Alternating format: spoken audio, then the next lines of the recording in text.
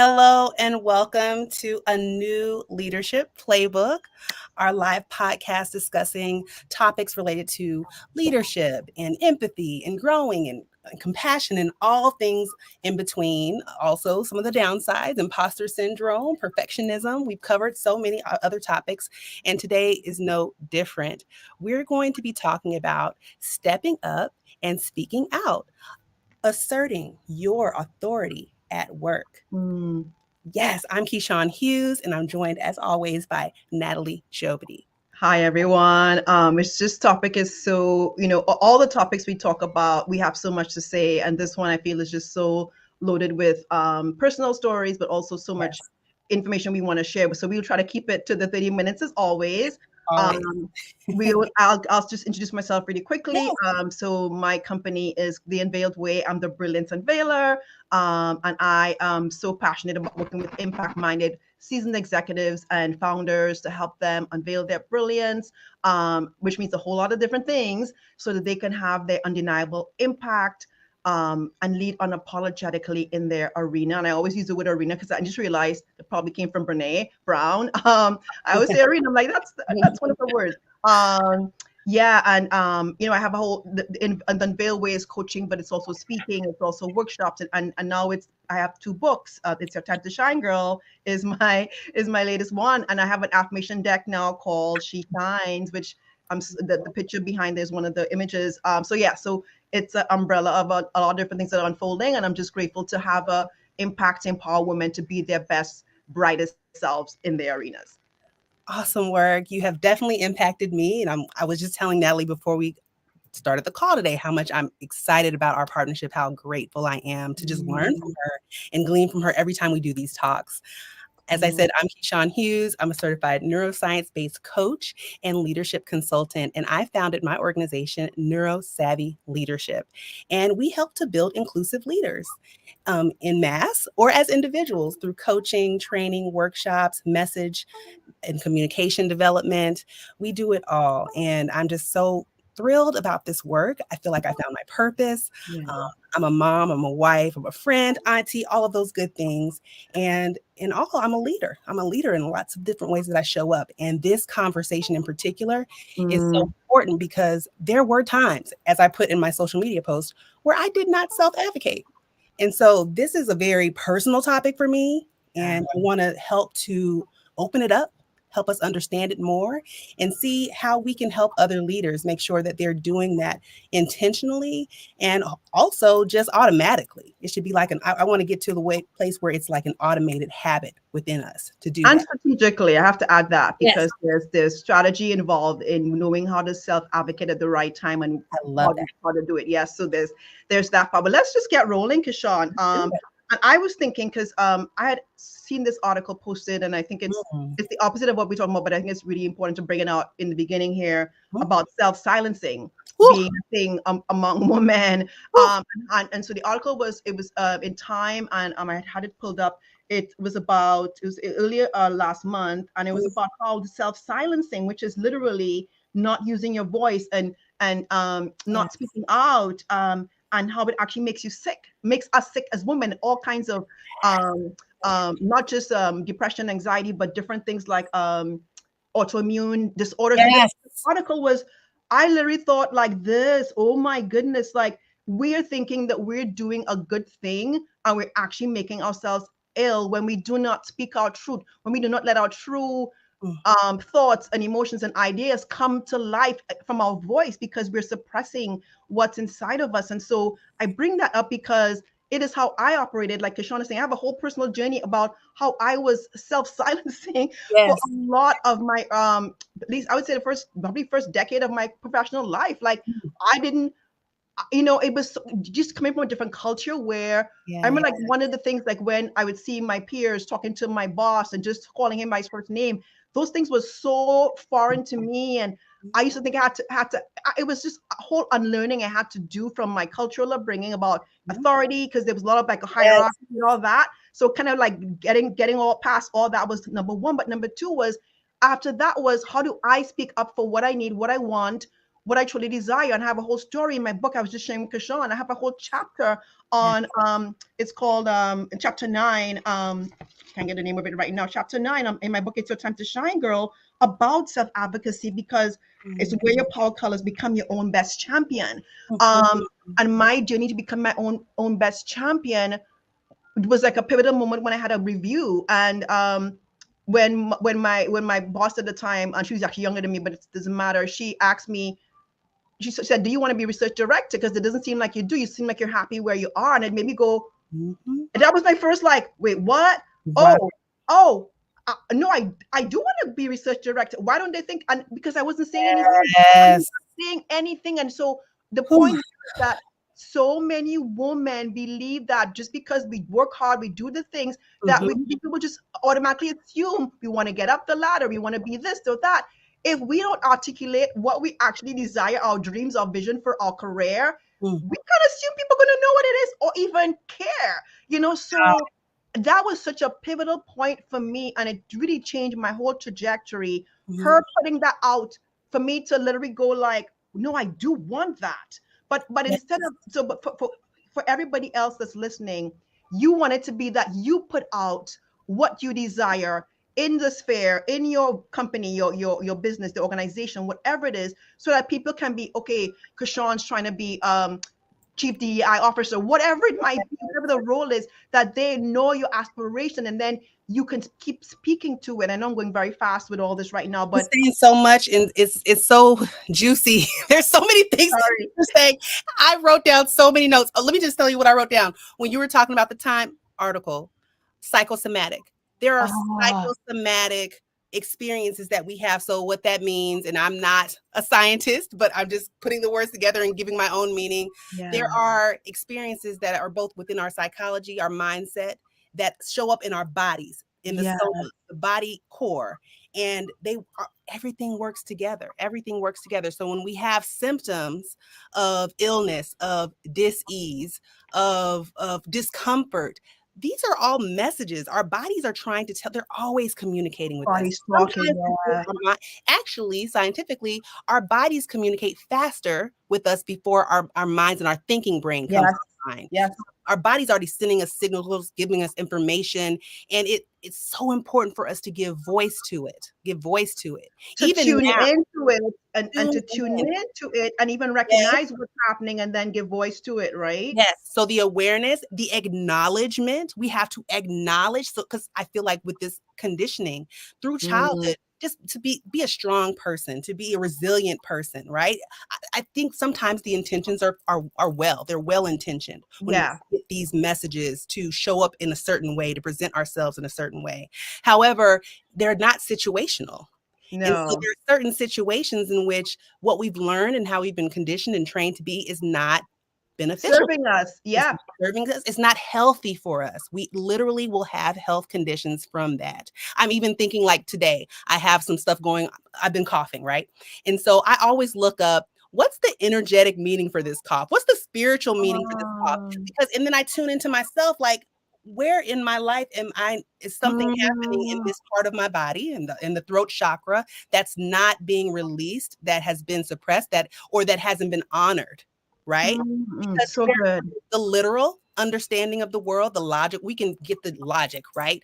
Logical understanding and meaning for everything.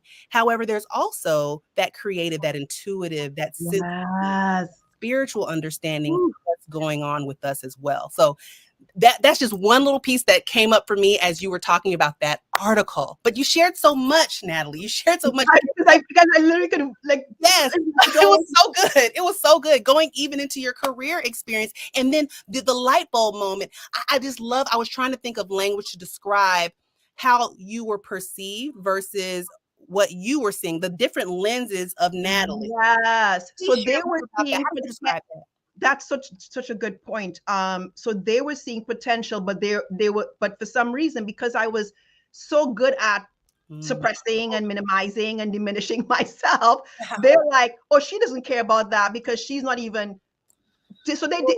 She could not even have mentioned that in the review Mm. because they were so convinced that I did not care about getting up the ranks. Wow. And the truth is, I'm actually a high achiever, Mhm. But even back then, I just didn't understand the way things worked, or that I had to even, I didn't even know I had permission. Let's even go there. Yes. Oh my God, that's so good. Permission to say, Mhm. I would like to be a research director. What does that entail? What do I have to do to prepare for that role? I didn't even put stuff, anything out there. So that, thank God, this was a very small company that really cared about the people. Mm. Um, and that they even brought this to my attention, that they were seeing that in me. But you're right. I was not even seeing myself in my brilliance at all. Wow. I I was so disconnected. Oh my God. I That part. Ooh wee. Yes. Yes. so disconnected from myself. I was in the hustle grind, Yes. people pleasing, perfecting, how full on all those things. Yes. And when we're in that posture, we're not able to be objective. We're not able to be to honor the amazing, brilliance, phenomenal things that we have in us, our talents, our expertise, because we're so focused on the other's perception of us that Mhm. we can't even see ourselves objectively, like for who we are. And so, so much, like you say, so much in that. There I'm silenced. Yes. But not self-silencing. I'm just like like so full. You Yeah, are speaking my life in so many different ways, and other women that I work with, other women in my circles of yeah, friendships, in my family. That's what you're speaking to right now.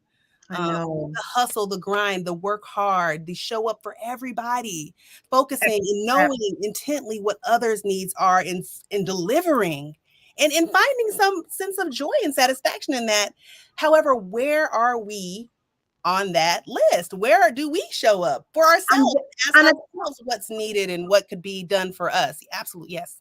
and at some point in all that over delivering and pleasing and performing, at some point it does have fulfillment. You say, like, there's a high we get from that, of Yes, course, but it's a very short high. I call it the yes, sugar high. And then at some point it no longer fulfills us, because yep. we're again, we're Very. disconnected so much from our true needs and desires, that Mm, at some point all that fixating on the other's needs mm, is not going to serve us at all, and actually hurts us, right? It actually goes back, and then so that back to like the symptoms that start to show up, and the unfulfillment and the frustration and the satisfaction and the languishing and the slope, this what the quiet quitting, all the different things that can yep, show up, because we are not either being in the posture where we can truly align our talents and expertise in the role we desire, or we in the wrong environment, period, right? But right, yes, until we learn to, so let's go back to the core thing here, self-advocacy, using our authority. So authority for me right now is such a potent word, mm, self-authority, because that's even beyond just confidence, right? It's like saying, like, I know who I am, I'm standing in my truth, I'm standing firmly, no matter who the naysayers, the people who don't agree, whatever, I'm standing in my truth. I am a person with opinions and thoughts and beliefs that I am embracing and fully voicing and articulating, and no one can take that power away from me. mhm, But when I say power, I want to make it clear, this is not about power over anybody. It's mhm, about us all using our own innate power with. So when we're all in the power with zone, mhm. guess what? We all rise and thrive. We do. It's from a place of empowerment. Yes, because empowerment empowers. I'm empowered, you're empowered, we empower. Yeah. That's what I'm getting from what you're saying. I want to share some of my, because I was thinking back into my career journey as well, and identifying ways in which I got, I would say, hemmed up or caught Mhm. up or stopped by either self-silencing or being externally silenced. And so Mhm. for me, I have never been told that, "Oh, you don't you're so quiet. You don't really have many opinions, do you?" I've never really been told that, right? I am talkative. Like, thinking about my early childhood in school, like, I would get good grades, but I would always have lower marks when it came to over talking, oversharing, Yeah. talking too much in class, being social, right? And so I feel like I have thoughts, I have ideas, I have questions because I'm Mhm. extremely curious. Curious. And so that I do feel like I lead with that as a leader, with curiosity, question. Mm. And so there were some times in my career where I had questions, and I feel like but I didn't have an agenda. I didn't have my own agenda. Mm. I think going between the just working hard, heads down, people will recognize this delivery of work, this excellence that I deliver in my doing. But by the time I looked up, years had passed, my peers had moved on, and I was still in the same place. And I was serving someone's agenda, but not my own. Ah. I hadn't put voice to what my own agenda would be. I hadn't reflected on what I would want for myself. And Mm-hmm. sometimes when I did share, I feel like I didn't have a broad enough, I would say, network. Support systems, Yes. Mhm. Right. success squad. Yes. So one of my mistakes, I feel like when I did self-advocate, and I feel like I did that to my direct line manager. That's who I was mostly doing it towards. Like I would share, and it would be during annual review. So it was Yeah. once a year, if that. And then it was only with one person.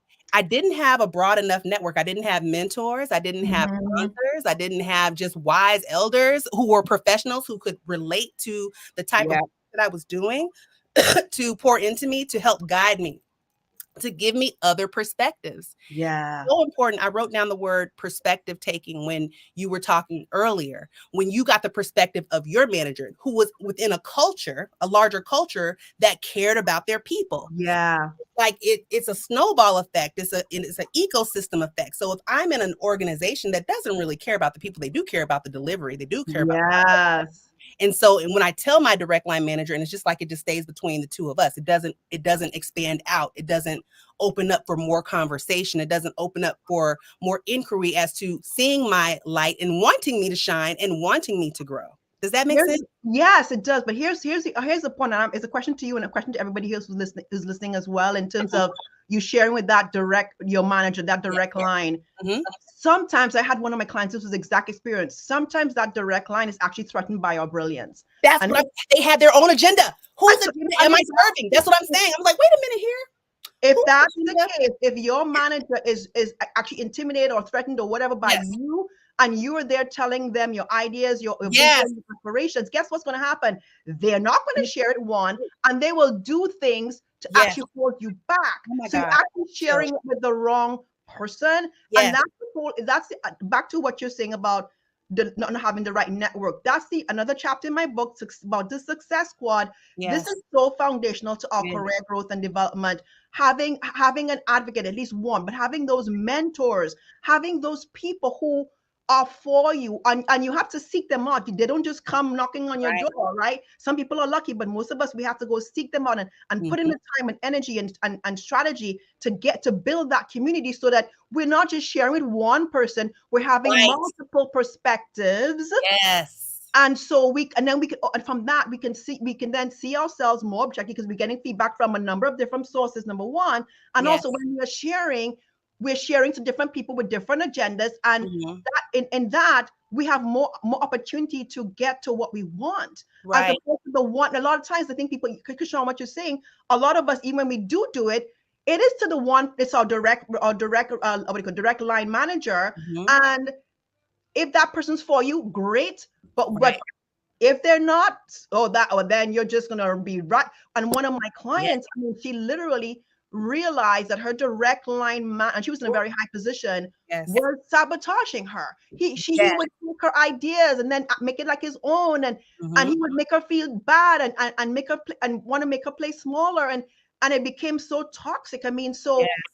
not every work environment is meant for us. Not everyone is set up for us to thrive. And what Keshawn and I, what we're doing in our as leadership coaches, we're trying to create and empower and build up leaders who are Yes. going to build and create environments where Yes. everybody can be inclusive, be Yes. thriving, be healthy, Yes. be supportive. That's kind of like the bigger vision, right? Like Big vision.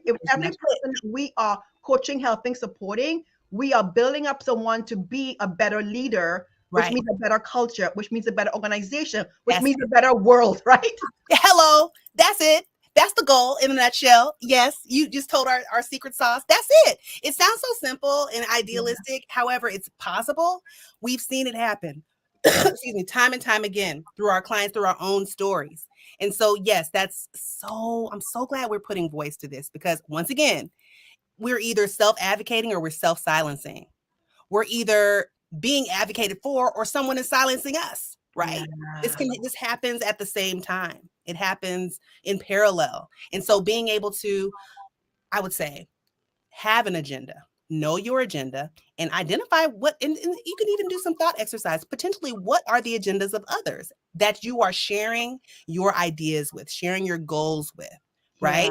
When we don't see movement towards the goals and the purpose that we have for ourselves, doing that reflective work, getting those perspectives and identifying, okay, ways to course correct and go about our journey, because Yes. it shouldn't be, when I'm working to build inclusive workforces, one of the tenets that I like to, as a value that I have, Mhm. that I want to ensure that the organizations that I work with also share, is Mhm. removing barriers. Mm. When people are putting up barriers, or they feel like it's a glass ceiling, a brick wall, a bamboo ceiling, I've heard all these different terms for it, Mm. that is evidence of people having their own agendas and not having the agenda that serves the greater good. Right, right. Something in what you're saying here too was ringing, striking a chord in me about, oh gosh, did I just forget it? So many thoughts.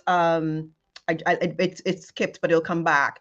But Yes. I think in terms of, okay, so oh, I know what it is. So in that self-reflection, you also want to consider, I could call them, I call them guardrails, Yes. conditions. What are those conditions, guardrails that you need to see or to build to make your vision, dream, aspiration possible?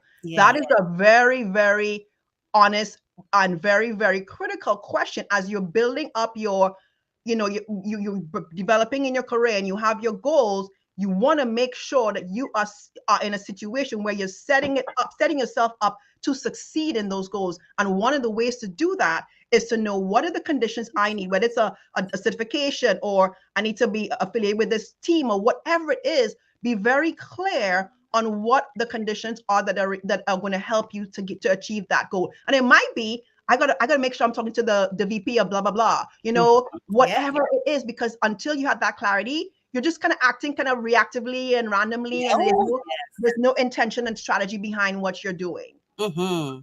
So we want to marry and we want to lead with intention and strategy, and allow the tactics and responses and even reactions that we have to fall underneath the Yes. strategic plan that we've set for ourselves, those goals that we have for ourselves. I was thinking that I love the word that you said, honest, because how often do we lie to ourselves, right? Oh my God.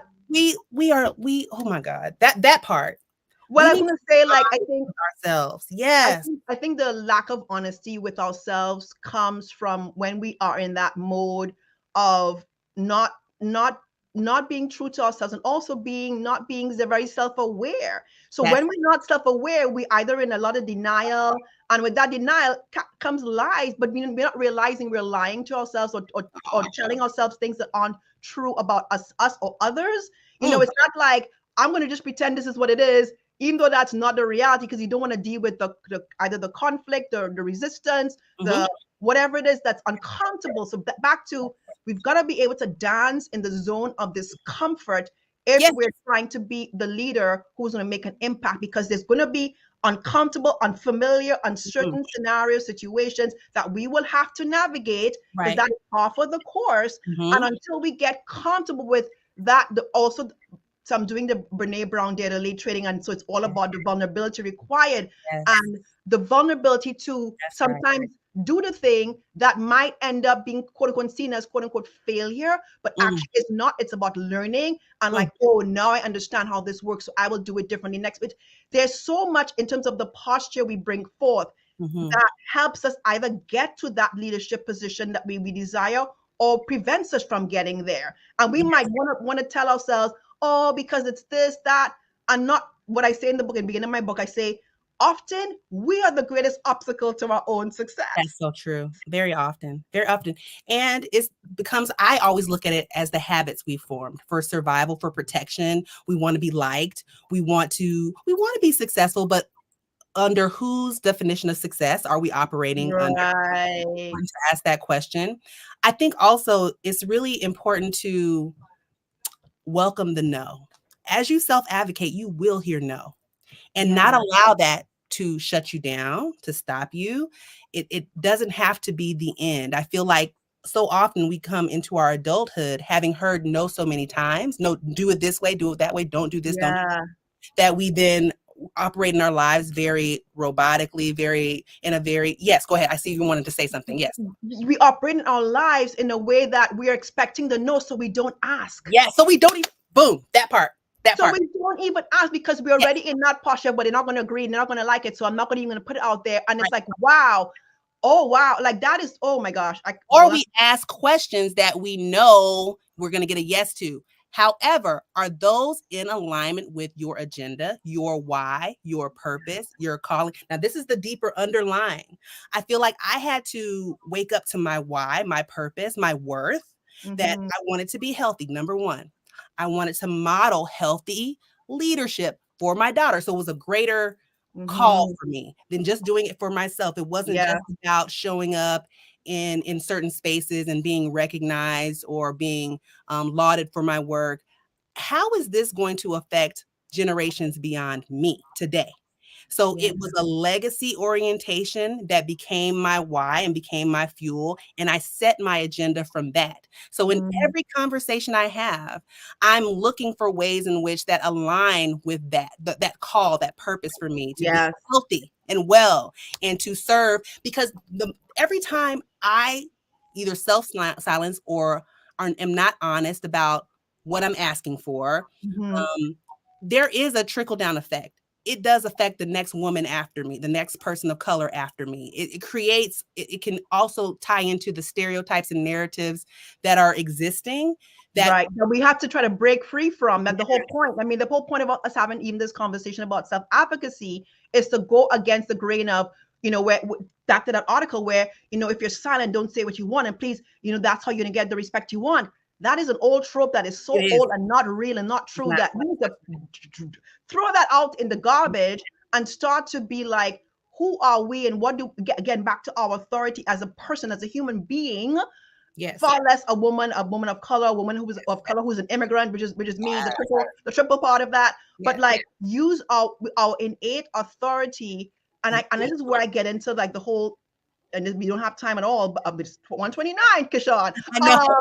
But like, how do we channel that? I call it our sovereign, our sovereignty, our innate sovereignty, and that's where authentic authority becomes. So you have a different perspective on what that can look like when you think of, there's a part of you that is in charge, is sovereign, but it can be buried so far down you don't even know how to tap into her. And it's about doing the work to start to tap, because we all have it. We all have that agency, authority, being, but she could be so buried. And so when you work with a therapist coach like Keshawn and I, that's how you can start to uncover, unveil, and start to see who she is and how she presents to the world and what she feels and looks like.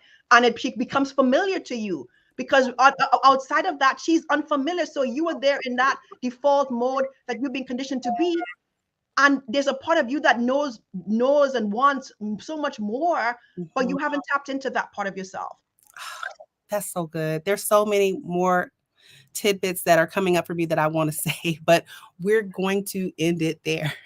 Would you like to end with what's, I would say, some points from this discussion that we've had so far that are most resonant to you? What stands out to you most of what we've shared today?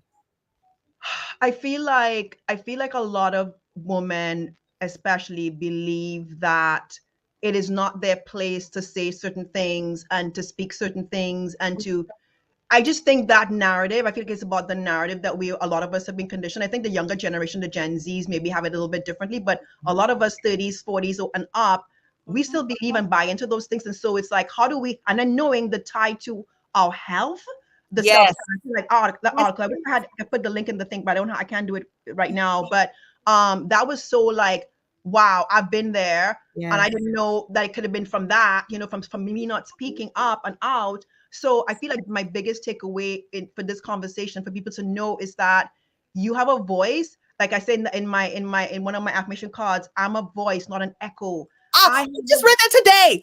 My daughter and I just read that this morning. No lie. Oh my God, it was so good. And so we talked about what that means. Yeah. Oh my gosh, Natalie, thank you for, I always love the synchronicity. This is why we do this, y'all. Because this is like, oh my, yes. Oh, chills, chills, chills. My voice is not an echo. Yes. Oh, and so I explained to her what that meant. So sometimes your voice is going to sound different than others. You have your own voice, you have your own needs, your own experiences. Right. It's not going to sound like what other people are saying. Sometimes you're going to say things that sound different, that are different. It doesn't have to be the same as everyone else. And that doesn't make it wrong. It just No, makes it it doesn't. true. Yes. Oh, that's so good. Oh my God, I love that synchronicity. That is so great. I love what Always. we do here. Okay, so some points for me, I think that are resonant. I just think about when you talked about just having the contrast of self-advocacy and self-silencing. So just having that in mind. So asking yourself a question as you go through your day, is this an opportunity or was that a situation in which I advocated for myself Mm, or I silenced myself? mm, Or is this a situation where I felt silenced? I felt like I was being mm. silenced. I felt like no one was showing up for me to advocate for me and my worth and my value. I just Yeah. think having those reflective questions can start you on a path of making different choices. And then all of the other things that we mentioned here, the importance of perspective taking, of your success squad, of and the core being your health. This is even why I even went into coaching, Right. establishing my company. At the core is I want to help people feel healthier and happier at work, period. Because that's what I wanted for myself. Because I Yeah. was once unhealthy and unhappy, making a lot of money, right? But that didn't serve me. And it didn't serve really anyone that I was working with. So it was a complete mindset shift and then life shift. So it Yeah. happened with me renewing my mind. And now I'm in community with people like Natalie Jobity who unveil people's brilliance. And we have these.